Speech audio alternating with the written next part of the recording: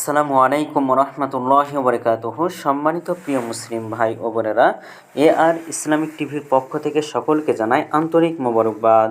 আশা করি সকলে ভালো আছেন। আমি আলহামদুলিল্লাহ আল্লাহর রহমতে ভালো আছি। আজকে আপনাদের মাঝে আলোচনা করব জমি বন্ধক রাখার প্রচলিত পদ্ধতি কি, আমাদের সমাজে যেটা প্রচলিত সেটা জায়েজ আছে কিনা। তো চলুন আমরা জেনে নিই।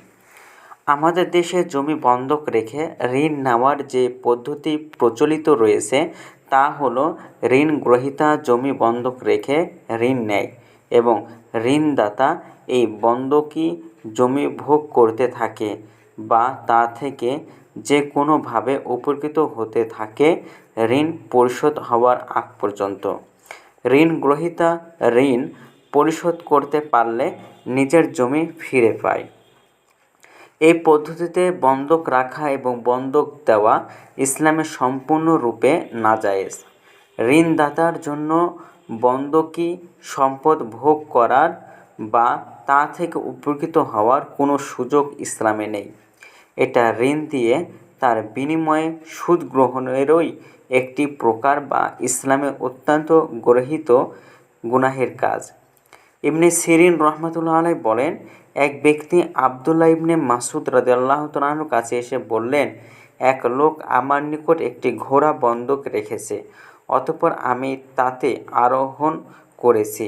আবদুল্লাহ ইবনে মাসউদ রাদিয়াল্লাহু তাআলা আনহু বললেন, মা আসাবতা মিন জহরিহা ফাহুয়া রিবান। তুমি এই ঘোড়ার উপর যে পরিমাণ আরোহণ করেছ তা সুদ হয়ে গেছে। মুসান্নাফ ইবনে আব্দুর রাজ্জাক। এই পদ্ধতি বৈধ করার একটি চেষ্টা করা হয় নাম মাত্র ভাড়া দেওয়ার মাধ্যমে। ঋণদাতা জমির মালিককে বাৎসরিক নামমাত্র ভাড়া পরিশোধ করে তা ভোগ করার বিনিময় হিসাবে। এ পদ্ধতিও নাজায়েজ, কারণ এটা ঋণের বিনিময় গ্রহণের একটা ছোটা ছাড়া কিছুই নয়। ঋণ না দেওয়া হলে জমির মালিক কিছুতেই এই ভাড়া গ্রহণ করত না। এসব নাজায়েজ পদ্ধতিতে ঋণ দিয়ে বন্ধকি জমি ভোগ না করে অর্থদাতা এই জমি ভাড়া নিতে পারে। অর্থাৎ জমির মালিক নির্দিষ্ট সময়ের জন্য জমি ভাড়া দেবে, অর্থদাতা জমির মালিককে অগ্রিম ভাড়া পরিশোধ করবে।